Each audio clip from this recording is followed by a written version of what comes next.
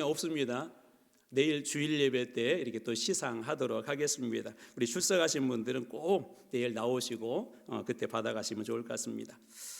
소금이 맛을 잃으면 이제 더 이상 소금으로서 기능을 할 수 없는 것처럼, 우리 예를 들어서 청국장집에 갔는데 거기에서 무슨 맛이 나야 되죠? 청국장 냄새가 이렇게 나야 되죠. 맛있게 먹으러 왔는데 아마 다른 냄새가 난다면 아마 그럴 것입니다. 거북이가 토끼처럼 막 너무 잘 달린다면 여러분, 그것은 정상이에요, 비정상이에요? 어느 책에 이렇게 써 있더라고요. 토끼하고 거북이하고 달리기를 했는데 거북이가 온 힘을 다해서 토끼처럼 빠르게 달렸대요. 그래가지고 토끼를 이겨버렸대. 토끼가 잠자서 늦춰진 게 아니라 토끼처럼 너무 빨리 달려가지고 토끼를 이겨버렸대요. 근데 하나님께서 이 거북이를 이렇게 불러다면, 거북아, 너는 그렇게도 토끼를 이기고 싶었냐? 네. 사람들이 네가 토끼보다 더 빨리 뛰는 거 보면 뭐라고 말하겠냐? 보통 뭐라고 이야기하죠? 그런 일들이 있으면 말세다, 말세. 말세다, 말세.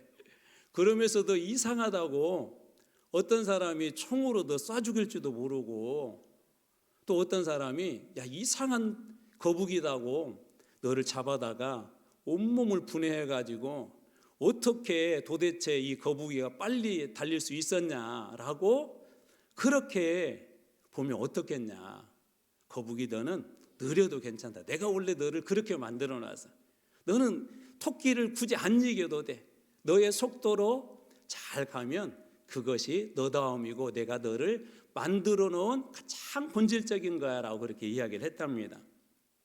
우리 그리스도인들도 그런 하나님께서 주신 정체성들이 있고 우리 각자의 포지션들이 있고 달란트들이 다 있죠.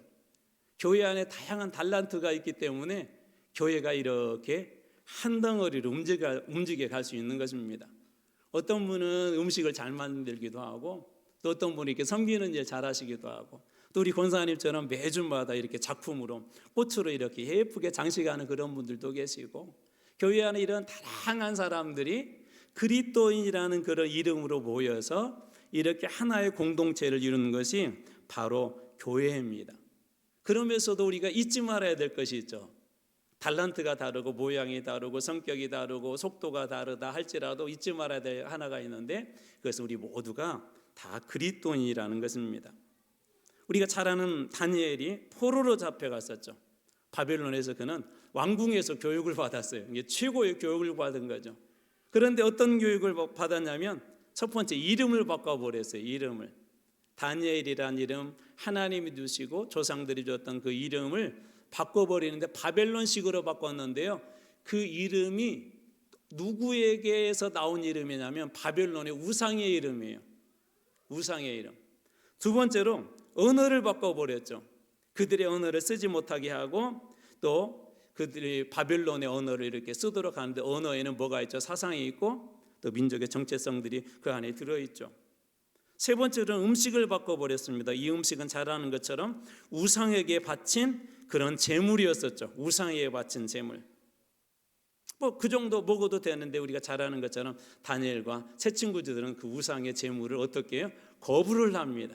그걸 먹지 않겠다고 거부를 하죠. 그때 당시에 다니엘이 하나님 앞에 고백했던 중요한 고백이 하나가 있는데 이거예요. 다니엘에서 1장 8절, 다니엘은 뜻을 정하여 왕의 음식과 그가 마시는 포도주로 자기를 더럽히지 아니하리라 하고, 무엇을 정하였다고요? 뜻을 정하여. 이 바빌론이라는 그런 문화에서 누릴 수 있는 게 많이 있죠. 그대로 따라가게 되면 그는 그곳에서 어떻게 보면 높은 대접 받을 수도 있었지만 그 모든 것들을 다 거부하고 뜻을 정하여, 하나님을 믿는 하나님의 백성이기 때문에 심지어 왕의 음식과 그가 마시는 포도주, 이것은 일종의 우상의 제물인데 그것으로 자기를 더럽히지 않겠다, 이런 얘기를 왕이 들으면 얼마나 기분 나쁘겠어요. 여러분들이 열심히 음식을 막 만들어가지고 손님을 대접했는데 야, 그건 우상의 제물에 나는 먹지 않겠다 하면 기분 나쁘겠죠. 왕에게 그런 이야기를 한 거예요. 그런데 성경에 보면 그러한 다니엘에게, 뜻을 정한 다니엘에게 하나님께서 10배의 지혜를 주셨고요. 다니엘이 몇 명의 왕을 섬긴 줄 아세요? 몇 명의 왕? 어떻게 하셨어요? 4명의 왕을 섬겼어요. 4명의 왕. 4명의 왕을 섬겼는데 모두 이 4명의 왕에게 이 다니엘이 신뢰를 얻습니다. 그리고 왕 다음으로 2인자가 되고, 그때 당시에 천국을 크게, 너무나도 이 나라가 크니까 3개로 나누어서 다스릴 때도 이 다니엘은 그곳에서도 최고 가장 높은 사람으로 세워질 정도로 오히려 명성을 얻게 되죠. 거기에다가 이방의 왕들이 다니엘이 신앙생활하는 모습을 보고 이렇게 얘기해요. 야, 다니엘 보니까 다니엘이 믿는 하나님 살아계시다. 이방의 나라에서요, 그렇게 얘기하는 거예요. 다니엘 보니까 하나님이 살아계시다. 그래서 다니엘의 삶을 보고 이방 나라의 왕까지도 하나님의 이름을 찬양하는 그런 일들이 일어나게 됩니다. 하나님께서 이방의 나라에서도 하나님의 백성이라는 그 정체성을 잃어버리지 않는 그런 다니엘을 통하여서 오히려 하나님의 그 영광을 이렇게 드러내고 있었던 것이죠. 이제 개학을 하게 되면 우리 친구들 중에는, 우리 청년들 중에는 이제 대학교 막 들어가는 청년도 있고, 또 대학교를 졸업하고 직장으로 가는 우리 또 청년들도 있을 것이고, 유치원이라는 공간에서 이제 학교, 초등학교라는 그런 공간으로 이제 새로운 것으로 우리 아이들이 이렇게 들어가게 될 거예요. 이제 새로운 문화를 만나죠. 나름대로 거기에 규칙들이 있을 거예요. 또 거기 가면 사람들에게 인정받는 것들이 있을 거예요. 학생들이기 때문에 아마 공부로 어떤 사람들은 인정하려고 할 것이고, 여러 가지 또 직장생활하는 사람들에게는 능력으로 인정하려고 할 것이고, 또 직장생활 중에 있는 사람들에게는 2026년도에는 작년보다 얼마나 더 많이 월급을 받는가, 세상에서 그런 기준을 가지고 우리를 끊임없이 잴 것입니다. 그럼에도 불구하고 하나님께서 오늘 우리에게 주신 그 말씀은 산상수훈에서 가장 중요한 핵심적인 그런 말씀인데, 우리 그리스도인들의 정체성과 사명이 무엇인지를 우리들에게 깨우쳐주고 있는 말씀입니다. 세상이라는 곳에서 그리스도인들은 어떠한 존재가 되어야 되는가? 학교라는 새로운 환경에서, 직장이라는 새로운 환경에서, 대학교라는 새로운 환경에서 그리스도인들은 어떤 정체성과 사명으로 살아가야 할지를 오늘 예수님을 통해서 우리들에게 말씀하여 주십니다. 첫 번째 은혜는 뭐예요? 우리의 존재. 우리는 누구냐? 이렇게 말씀하세요. 이미 우리는 세상의 빛이래요. 이미 빛이래요. 오늘 말씀의 14절 앞부분입니다. 너희는 세상의 무엇이다? 빛이라. 오늘 우리가 했던 말씀의 첫 번째는 뭐라고? 너희는 세상의 무엇이라고요? 빛이라. 이건 선언이에요. 선언. 야, 너는 다혜야 라고 우리가 그렇게 이름을 부르는 것처럼, 그 사람 자체잖아요. 그런 것처럼 야, 너는 빛이야. 우리가 빛이 되려고 막 노력을 해서 착한 일을 해서 빛난 인생이 아니라, 하나님께서 우리를 자녀로 불러주는 순간 우리는 세상 속에 빛이다라고 주님께서 그렇게 존재 선언을 한 것입니다. 자, 그렇기 때문에 여러분들은 거기에 대해서 자긍심을 가져도 괜찮아요. 빛의 특성이 있죠. 빛의 특성이 뭐가 있어요? 한번 여러분들 한번 얘기해 보세요. 빛의 특성이 뭐가 있죠? 그렇죠. 1차적으로 빛이 들어가게 되면 어둠이 사라지죠. 빛이 들어가게 되면 어둠이 사라져요. 빛은 절대 어둠 속에 동화되지 않습니다. 그렇기 때문에 빛 가운데 사는 사람들은 무엇보다도 하나님을 기쁘시게 하며 살아갑니다. 하나님을 기쁘시게. 근데 한 가지 문제가 있죠. 우리가 빛된 존재로 살아가려고 하는데 세상과 안 맞을 때가 있어요. 세상과 안 맞을 때. 그럴 때는 어떤 일들이 오냐면 고난이 찾아오기도 하고 핍박이 찾아오기도 하고, 오래전에 한 대학을 졸업한 청년의 간증을 들은 적이 있는데, 그 청년이 대학교를 이렇게 졸업하고 나서는 이제 직장을 취직을 했는데, 뭐 요즘은 그런 기업들 뭐 거의 없겠지만 예전에는 이중장부라는 걸 많이 썼어요. 이중장부.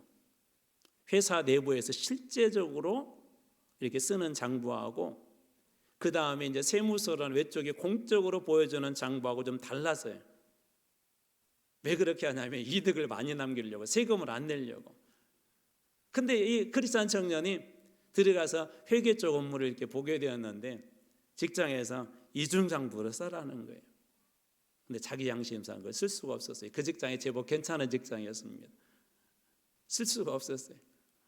자, 거기에서 만약에 저는 이 일 못합니다 그러면 어떤 일이 일어날 것 같아요? 우리 어느 정도 상상이 되지 않습니까? 1차적으로 이런 얘기 할 거예요. 야, 그동안 다 이렇게 해서 우리만 이렇게 하는 게 아니라 다른 회사들도 이렇게 해. 야, 다른 회사에서도 다 그렇게 하는데 왜 너만 그래? 또 회사 내에서도 야, 우리 그동안 회사 이렇게 해도 아무런 문제 없는데 왜 너만 그래라고 그렇게 이야기하겠죠. 그런데 이 청년은 그렇게 할 수가 없었어요. 자기 양심상 나는 하나님을 믿는 사람인데 다른 사람들에게는 몰라도 하나님 앞에서는 제가 정직해야 합니다. 그렇게 할 수가 없었어요. 결국 어떻게 되었냐면 직장을 그만둘 수밖에 없었어요. 직장을. 좋은 회사 직장 들어가기가 옛날에도 쉽지는 않았어요. 그런데 그 직장을 포기한 거죠. 왜? 자기는 빚된 존재이기 때문에. 다니엘도 그런 일 당한 것 아닙니까? 다니엘과 친구들도 그런 일 당한 것 아닙니까? 우리 이번 기도회 동안에 전했던 말씀 중에 다니엘서 3장 18절에 이런 고백을 하죠. 그렇게 하지 아니하실지라도 왕이여 우리가 왕의 신들을 섬기지도 아니하고 왕이 세우신 금신상에게 절하지도 아니할 줄 아옵소서. 그렇게 하지 않겠다는 거예요. 금신상에 절해야 사는데 그렇게 하지 않겠다는 거예요.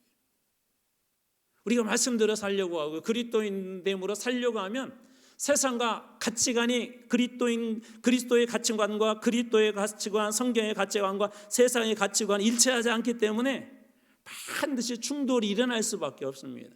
그런데 빚된 존재로 살아가는 우리들이 그렇기 때문에 이 충돌하게 되면 당하는 것 중에 하나는 뭐냐면 그런 고난이에요. 근데 분명하게 변하지 않는 진리 한 가지가 있죠. 뭐가 안 변하죠? 여러분, 뭐가 안 변하죠? 어둠은 빛을 절대로 이길 수 없습니다. 어둠은요 절대 빛을 이길 수가 없어요. 이 진리는 결코 변하지 않습니다. 빛 대신 예수님께서 십자가에 달리셨을 때 많은 사람들이 이제 그리스도인들이 끝났다고 생각했어요. 예수 믿는 사람들은 끝났다고 생각했어요. 그때 당시의 가치관과 그때 당시에 보는 눈은 뭐냐면 십자가는 저주의 자리였었고 패배의 자리였었고 절망의 자리였었고 모든 게 다 끝나는 자리였었어요. 그런데 빛으로 오신 예수님을 죽음도 사망도 세상의 어떤 것들도 절대 이기지 못했습니다. 우리가 잠시 지는 것처럼 보일 수 있어요. 잠시 고난을 당할 수도 있어요. 대학교 들어가잖아요. 가장 첫 번째 회식을 하는데 선배들이 술을 권해요. 물론 술 먹는 문제가 구원의 문제와 직결되냐 그렇지는 않아요. 그러나 우리의 신앙에는 반드시 영향력 미쳐요. 어떤 분이 그러시더라고요. 어떤 청년이 집회에 갔는데 묻더래요. 목사님, 술 마시면 구원 못 받나요? 왜 교회에서는 술 마시지 말라고 그래요? 그래서 목사님이 이렇게 이야기했대요. 뭐라고 했냐면 그래? 맞아. 술 마신다고 해서 구원 못 받는 거 아니야. 술 마신다고 해서 천국 못 가는 거 아니야. 술 마신다고 해서 상급 없는 거 아니야. 그런데 네가 술 마시고 성령 충만하면 마음껏 마셔. 근데 술을 이렇게 마시려고 하는데 뭔가 꺼림직거리고 막 사람들 눈치가 보이고 내가 교회 다니는 사람인 걸 아는데 내가 술 마시면 사람들이 어떻게 생각할까? 그런 마음속에 부담감과 그런 마음들이 있다면 마시지 마. 그러나 마시고도 성령 충만할 수 있고 마시고도 말씀 안에서 주신 은혜 안에서 풍족하게 누릴 수 있으면 마셔 그랬대요. 구원의 문제하고는 상관없는 문제지만 사실 중요하죠. 우리 대한민국 사회에서는 한국 기독교 전통에서는 중요해요.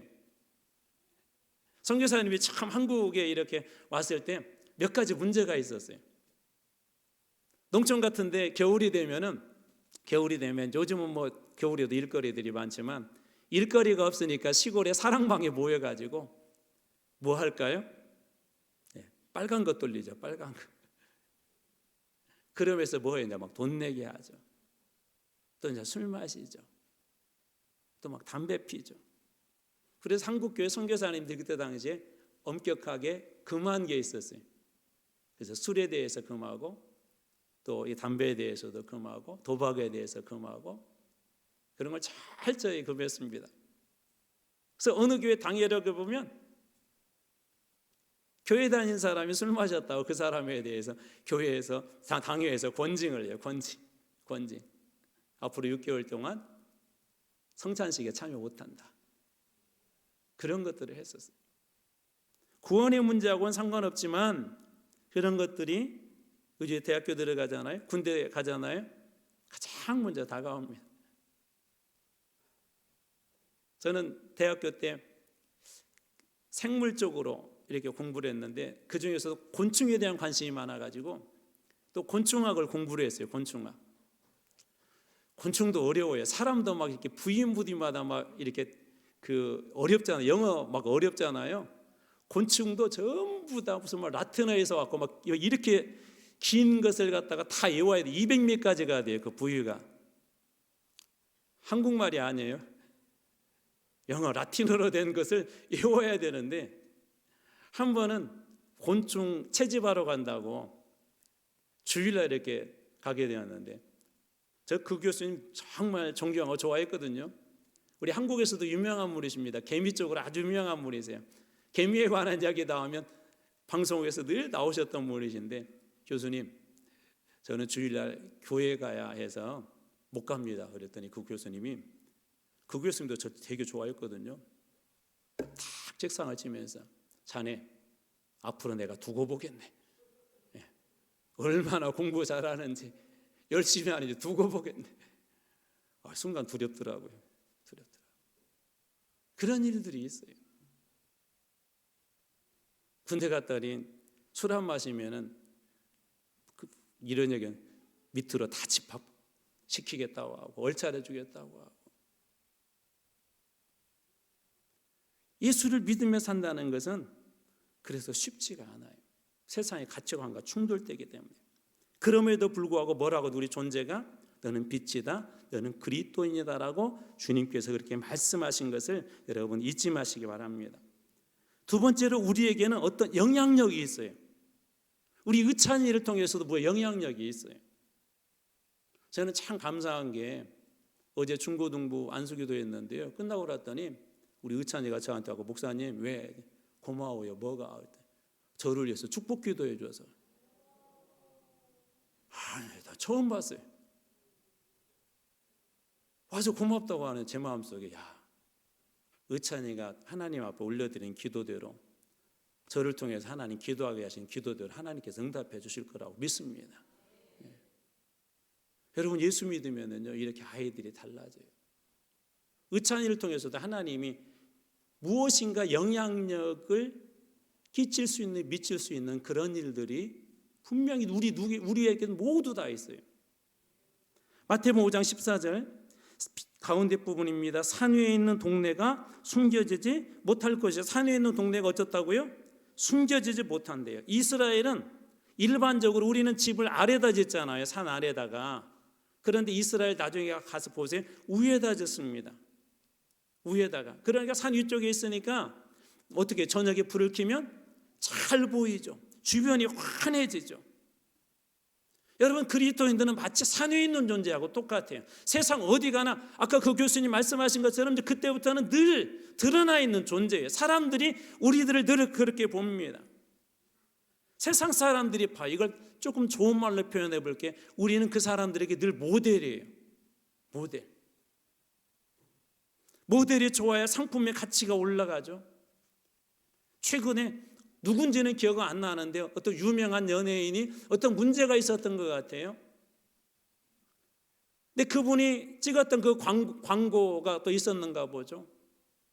이 유명한 연예인이 문제가 있다 보니까 그 회사의 모델이었는데 어떤 일이 발생할까요? 그 회사의 제품이 그때부터 안 팔리는 거예요. 엄청난 손해를 끼치는 거예요. 모델이 그래서 중요합니다. 그래서 모델을 아무나 뽑지 않습니다. 엄청난 유약금을 물어야 될 상황이다라는 그런 이야기까지, 그런 뉴스까지 본 적이 있습니다. 모델은 그만큼 중요해요. 산 위에 있는 동네가 숨기지 못하는 것처럼 그리스도인들은 누구에게나 다 들어있는 모델들이에요. 또 하나 모델은 뭐가 있죠? 지금도 그러는지 모르겠는데 제가 선교사로 가 있을 때 그 지역에도 한국의 유명한 분들이 이렇게 오시거든요. 김태희 씨가 유명한가요? 그분이었던 것 같아요. 그분. 기억은 잘 안 나는데 그 지역의 어느 도시를 왔는데 오면 무엇한 줄 아세요? 오자마자 거기에 있는 사람들이 사진을 찍어요. 세밀하게. 귀걸이 뭐 했는지, 티셔츠 뭐 입었는지. 그 다음날 그 제품이 나와요. 불티나게 팔려요. 물론 정품은 아니죠. 그런 모조품들이 그 다음날 바로 만들어진다니까요. 그게 모델의 힘이죠. 모델의 힘. 우리 좋은 집도 갖기 전에 무엇을 가서 본다고요? 모델하우스 보죠. 모델하우스. 세상 사람들이 교회를 나오기 전에, 예수님을 믿기 전에 누구를 볼까요? 우리를 봐요. 산에 있는 동네가 다 드러난 것처럼 세상 사람들은 우리를 보고, 그리고 저 사람 보니까 예수 믿는 게 저렇게 좋은 거구나. 예수님이 정말 살아계시는구나. 아까 다니엘처럼 이방의 왕들이 하나님은 살아계시다고 이야기하는 것처럼.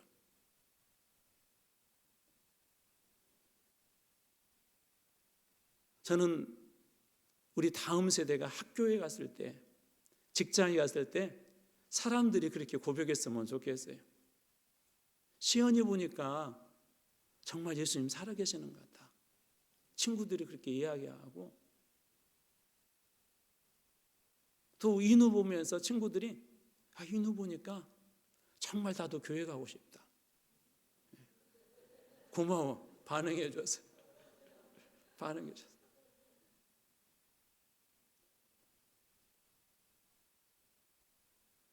텔레비전에서 맛있는 음식 누군가가 맛있게 먹으면 맛이 어떠냐, 맛있게 먹으면 여러분들은 안 먹고 싶죠?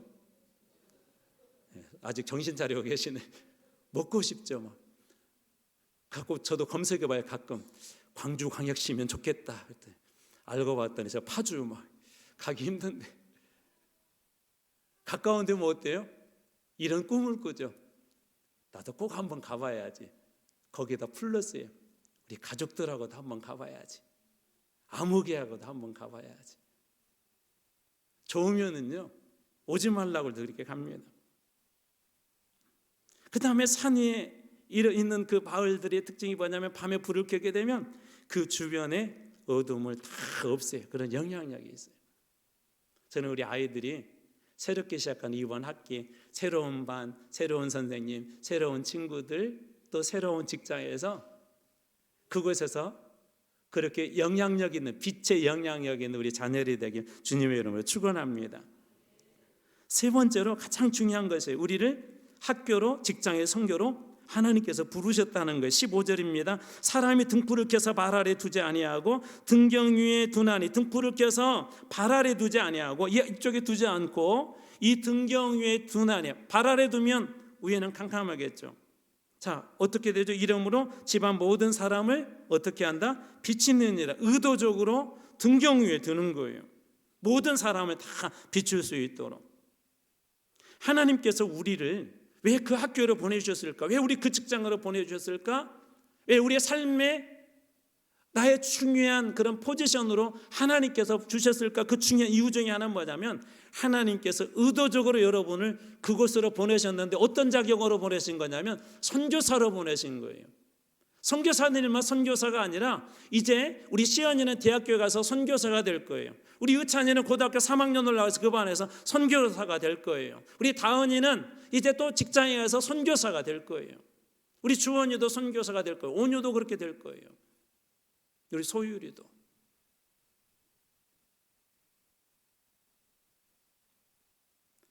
우리가 잘 아는 요셉이 이런 고백을 합니다. 나중에 어느 날 형들을 다시 만났을 때 형들에게 이렇게 고백하죠. 창세기 45장 5절, 당신들이 나를 이곳에 팔았다고 해서 근심하지 마소서, 한탄하지 마소서. 하나님의 생명을 구원하시려고 나를 당신들보다 먼저 보내셨네. 누가 보내신 거예요? 애굽에? 하나님이 보내신 거예요. 시연아, 네가 그 대학교 가고 싶어서 지원했지만 하나님께서 그 대학교에 그 과에 하나님 보내신 거예요. 하나님께서 보내신 거예요. 은율이도 그렇게 하나님 중학교를 보내신 거예요. 예진이도, 채원이도 새로운 중학교. 에스더에게도 모르드기를 통해서 그런 얘기를 하죠. 에스더서 4장 44절, 이때 내가 만일 잠잠하여 말이 없으며 유다인은 다른 데로 말미암아 노임과 구원을 얻으려니와 너와 내 아버지 집은 멸망함이라. 이렇게 말씀이 이어집니다. 내가 왕후의 자리를 얻은 것이, 내가 왕후가 된 것이, 왕궁에 있는 것이 이때를 위함이 아닌지 누가 알겠느냐. 하나님께서 우리 소율이나 인우를 그 반으로 보내신 이유가 어쩌면 거기에 하나님의 중요한 때와 하나님의 중요한 계획이 있을 수 있습니다. 제가 우리 권사님 신방하면서 예전에도 한번 여러분들한테 말씀을 드렸는데, 저희 시찰 노예보다 우리 총회가 가장 크고요, 총회 아래 노예가 있고 노예 아래 시찰, 우리 저희 교회 주변에 있는 우리 시찰이라는 모임이 있는데, 시찰 목사님 한 분이 자전거를 너무 좋아하세요. 영산강 같은 데 이렇게 그 강변을 따라서 자전거 타는 사람 많잖아요. 새벽에 자전거를 타는데 사람들이 없었어요. 혼자 달리고 있었는데 이분이 베테랑인데 베테랑도 자전거에서 넘어지시더라고요. 근데 넘어지기만 해서 조금 다치면 괜찮은데 그 아래까지 굴러떨어졌는데 움직일 수 없을 정도로.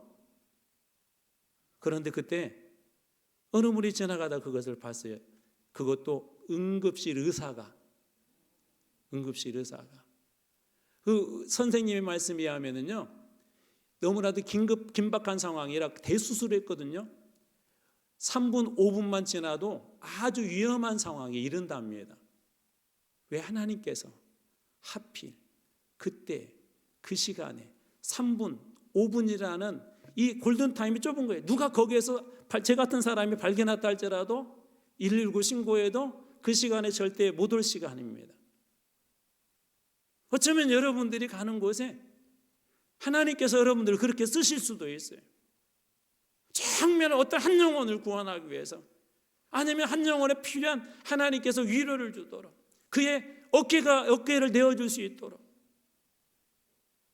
요즘 이 시대에 많은 걸 가졌다는 우리 학생들도 외로움 속에 있는 학생들이 많다고 하잖아요.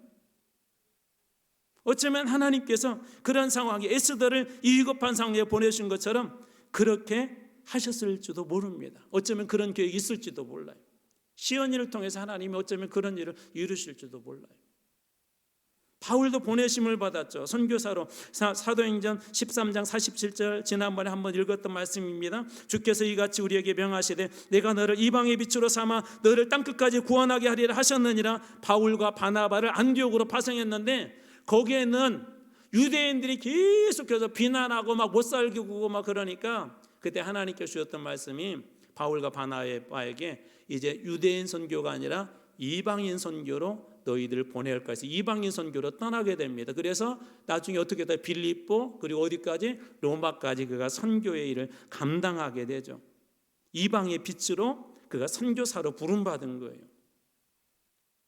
어떤 일들이 일어났을까요? 13장 48절에는 이렇게 말씀이 이어집니다. 이방인들이 듣고 기뻐하여 하나님의 말씀을 찬송하며, 유대인들이 듣지 않았던 복음들을 이방인들이 듣고 하나님의 말씀을 찬송하고 영생 주시기로 작정된 자는, 말씀이 이렇게 다 믿었더라. 누구를 통해서? 바울을 통해서. 하나님께서 이방의 땅에 보낸 바울을 통하여서 하나님께서 작정된 모든 자들 다 구원하는 일을 이 바울을 통해서 하시죠. 저는 우리 청년들이, 우리 중고등학교, 또 우리 청소년부 우리 아이들이, 우리 아동부 아이들이, 우리 유아유치부 어리지만 우리 아이들이 가는 곳마다 그러한 구원의 역사, 복음의 역사가 일어나길 주님의 이름으로 축원합니다. 바울의 하나님 보내시기 때문에 그런 역사들이 거기에서 일어나는 거예요. 이 말씀을 준비하다가 이 말씀으로 좀 축복하고 싶었어요. 무슨 얘기냐면 아브라함에게 조카 누가 있었죠? 롯이라는 사람이에요. 롯. 거기에서 그 유명한 로또가 나오잖아요. 로또. 로또 아브라함을 따라갔더라. 그 로또입니다. 근데 이 두 집안은 무슨 집안이죠? 그 직업이 목축업이죠. 목축업하는 사람은 뭐가 중요하죠? 풀이 중요하죠. 풀. 근데 늘 그것 때문에 막 다투게 되었어요. 그래서 아브라함이 안 되겠다 해서 조카한테 내가 좌하면 나는 우하하고 내가 우하하면 내가 좌하게 네 마음대로 선택해라 해서 이 롯이 선택한 땅이 어디라고요? 소돔 땅. 소돔 땅을 창세기 13장에 보면 마치 여호와의 동산과 같았다. 그때 당시에 제가 갈렙 얘기하면서 내가 밟는 땅을 다 내게 주겠다 할 때 저한테 무슨 욕심이 생겼다고요? 그런 것도 기억을 잘 하시네. 하나님 그렇게 말씀하시면서 대한민국에서 강남 명동 땅 가서 다 그냥 받고 싶어요. 왜냐하면 좋은 땅에 대한 욕심이 있어요. 롯이 그랬어요. 롯이. 그리고 나서 아브라함에게 남은 땅은 뭐냐면 황량한 땅인데 그때 이런 말씀을 하세요. 창세기 13장 14절 롯이 아브라함을 떠난 후에 여호와께서 아브라함에게 이르시되 이제 롯은 좋은 땅을 다 가져간 거예요. 그때 하나님 이런 말씀을 하세요. 너는 눈을 들어 너 있는 곳에서 북쪽과 남쪽과 그리고 동쪽과 서쪽을 어떻게 해라? 바라보라 그래요. 여기 영적인 눈이에요. 영적인 눈.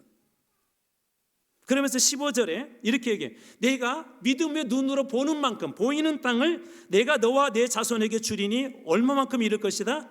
영원히 이르리라. 오늘 이 저녁이 여러분 그런 꿈을 꾸는 시간이 되길 주님으로 축복합니다. 우리 여기 우리 청년들, 우리 청소년부, 또 우리 아이들, 우리 아동부 아이들, 우리 유아유치부 아이들이 그런 꿈을 꾸고 주님으로 축복합니다. 지금 아무것도 보이지 않지만 꿈꾸세요. 보이는 땅을 너와 내 자손에게 얼마만큼 영원히 주리라. 또 우리가 지난번에 보았던 갈렙이 주셨던 말씀 여호수아 14장 9절 그날에 모세가 맹세하여 이르되 내가 내 하나님 여호와께 충성하였은즉 내 발로 밟는 땅은 영원히 너와 내 자손의 기업이 되리라 하였나이다. 내 발로 밟는 땅은 얼마만큼? 영원히. 여러분 믿음으로 여러분 그렇게 여러분 땅을 밟으시기 바랍니다. 여러분 꿈꾸시기 바랍니다. 우리 능력은 안 되지만 하나님은 그 일을 이루게 하실 수 있어요. 우리 주원이나 온유 같은 아이들 지금은 잘 몰라요. 제가 근데 종종 이런 꿈을 꿔요. 근데 본인들은 아멘을 안 하더라고. 오늘은 한번 보겠습니다. 우리 여기 청소년들, 우리 청년들.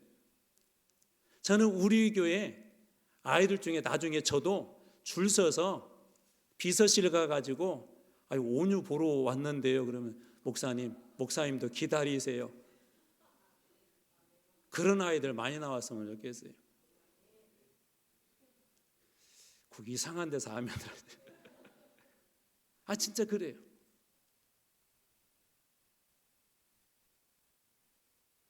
하나님께서 어떻게 쓰실지 몰라요. 우리 부모님들 기도해주세요. 우리 할머니 할아버지들 꼭 기도해 주세요. 제가 이번에 기도하면서 제 마음속에 가장 많이 와왔던 제 마음속에 주신 단어 중에 하나는 3대였어요. 3대. 권사님, 장로님, 애들, 우리 손주, 손녀들 위해서 기도해 주세요.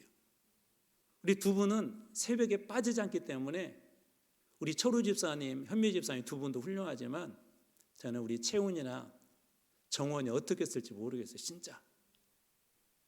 우리 서효 권사님네도 우리 소연 집사님이나 우리 고은철 집사님이 정말 훌륭하지만 태은이, 예진이 어떻게 쓸지 모르겠어요. 본인들이 하면을 해야 되는데 지금 우리 신봉선 집사님 정말 교회에서 얼마나 보이지 않게 이렇게 섬기고 한지 모르지만 우리 집사님의 그 기도가 여름이나 봄이 어떻게 할지 모르겠어요.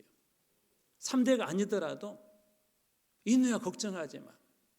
아브라함은 1대였어. 아브라함은 1대였어. 그런데 복의 근원으로 삼아였어. 누가 하셨을까요? 하나님 하셨어요. 눈으로는 보이지 않지만 여러분 큰 꿈을 가지세요. 내가 너에게 보이는 땅을 영원히 너와 내 자손에게 주리라. 아직 우리가 밟지는 않았지만 내가 밟는 그 모든 땅을 영원히 너와 내 자손에게 주리라. 이 말씀처럼 이 기도회가 끝나고 난 후에 이제 여러분들이 한 발 한 발 할 때, 하나하나 눈을 떠서 바라보게 될 때 하나님께서 그 모든 그 땅을 여러분들에게 주실 줄로 믿습니다. 여러분 당당하게 나가십시오. 누가 보내신 거라고요? 하나님께서 보내셨어요. 두려워하지 마. 시연아, 두려워하지 마. 대학교 별것 아니야. 시험 걱정 마. 마지막으로 이 말씀으로 축복하고 말씀 받겠습니다. 이 말씀은 혹시 같이 한번 읽어보겠습니다. 창세기 12장 3절을 오늘의 쉬운 성경으로 한번 써봤어요. 다 보이시죠? 같이 한번 큰 목소리, 나에게 주신 말씀, 우리 자녀들에게 주신 축복으로 믿고 한번 선포하며 우리 이 말씀 읽도록 하겠습니다. 같이 읽습니다. 시작. 땅 위의 모든 백성이 너를 통해 복을 받을 것이다. 아멘. 우리 아이들이 그렇게 될 줄로 믿습니다. 여러분 자녀들이 그렇게 될 줄로 믿습니다. 우리 할머니 할아버지의 기도가, 부모님들의 기도가, 여러분들의 기도가 땅 위의 모든 백성들이 여러분들을 통해 복받는 날이 오게 될 줄로 믿습니다. 이제 말씀 마칩니다. 같이 한번 읽어볼까요? 한번 따라서 합니다. 우리 모두는 세상 속에 하나님의 선교사입니다. 우리 어른들도 선교사입니다. 우리 집사님도 선교사의 가장이에요.